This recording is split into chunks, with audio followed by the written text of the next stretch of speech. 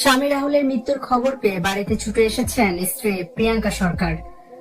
কাঁদতে কাঁদতে রাহুলের বাড়িতে পৌঁছান প্রিয়াঙ্কা। যে মানুষের সঙ্গে হাজারো মান অভিমান আর ভালোবাসার স্মৃতি জড়িয়ে ছিল, তাকে এভাবে চিরতরে হারিয়ে ফেলা যেন মেনে নিতে পারছে না অভিনেত্রী। বারবার কান্না ভেঙে পড়ছেন তিনি, স্মৃতিচারণ করছেন ফেলে আসা দিনগুলোর। রাহুল ও প্রিয়াঙ্কার এই অসমাপ্ত প্রেম কাহিনী টলিউডের ইতিহাসে এক বিষাদময় অধ্যায় হয়ে থেকে যাবে। অভিনেতা রাহুল বন্দ্যোপাধ্যায়ের হঠাৎ মৃত্যুর সংবাদে হতবাক ও শোকে মর্মাহত পুরো বিনোদন জগৎ এবং তার অগণিত ভক্তরা। কিন্তু সবচেয়ে বড় আঘাতটি লেগেছে তার স্ত্রী জনপ্রিয় অভিনেত্রী প্রিয়াঙ্কা সরকারের উপর। আজ বিকেলে রাহুল বন্দ্যোপাধ্যায়ের মরদেহ যখন তার নিজ বাসভবনে নিয়ে আসা হয়, তখন প্রিয়াঙ্কা সরকারের হৃদয় বিদারক কান্না সবাইকে কাঁদিয়েছে।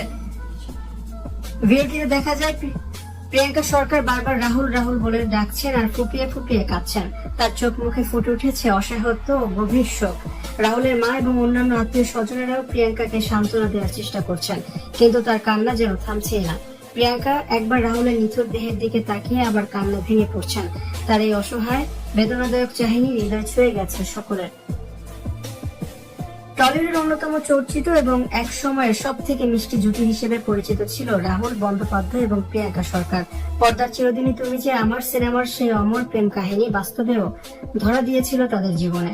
কিন্তু কে জানতো পর্দার সেই করুণ পরিণতি বাস্তবের জীবনেও এভাবে ফিরে আসবে। রাহুলের অকাল প্রয়াণে আজ স্তব্ধ হয়ে গেছে সেই রূপকথার সংসার। 2008 সালে রাজ চক্রবর্তীর হাত ধরে যখন চিরদিনই তুমি যে আমার মুক্তি পায়, তখন থেকে রাহুল প্রিয়াঙ্কা জুটির রসায়ন দর্শকদের মুগ্ধ করে। সিনেমার শুটিং সেট থেকেই তাদের প্রেমের শুরু। এরপর আর দেরি করেননি এই তরুণ জুটি।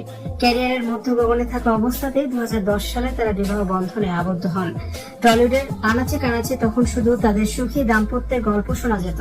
তাদের কোল আলো করে আসে একমাত্র সন্তান সহজ। দীর্ঘ 8 বছর দাম্পত্যের পর তাদের সম্পর্কে ফাটল ধরে। 2017 সাল নাগাদ তারা আলাদা থাকতে শুরু করেন। কিন্তু গত 1 বছরে বদলে গিয়েছে সব চিত্র। মান অভিমান সরিয়ে রেখে ছেলের ভবিষ্যতের কথা ভেবে আবারও এক ছাদের তলা আসতে শুরু করেন রাহুল প্রিয়াঙ্কা। কিন্তু সেই পুনর্মিলনের আনন্দ পূর্ণতা পাওয়ার আগে সব শেষ হয়ে গেল। এ যেন চিরদিনই তুমি যে আমার সিনেমার সেই করুণ সমাপ্তি ঘটল।